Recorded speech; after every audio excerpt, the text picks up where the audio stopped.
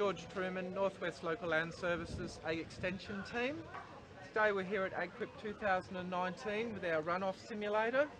What we're demonstrating this year is that too much ground cover is never enough.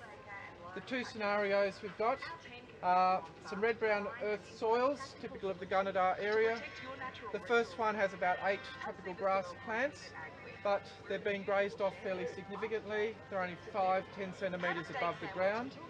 Very small butts, a lot of exposed soil, so looking at around 20-30% ground cover.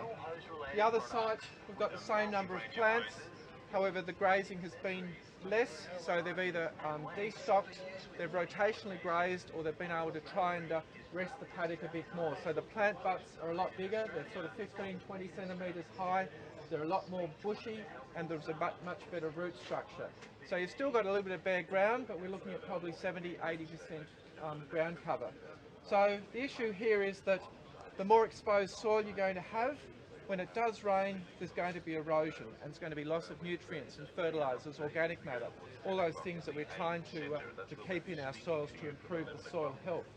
So if you have the capacity to maintain that ground cover, it's going to be better in the long run.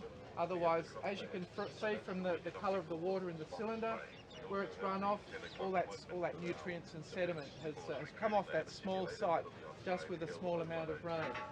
You're still going to get some runoff here and a little bit of sediment loss, but a lot more water is going to funnel in through the soils, through the plants, down through the roots, and be stored in the soil to allow the plant to utilise it.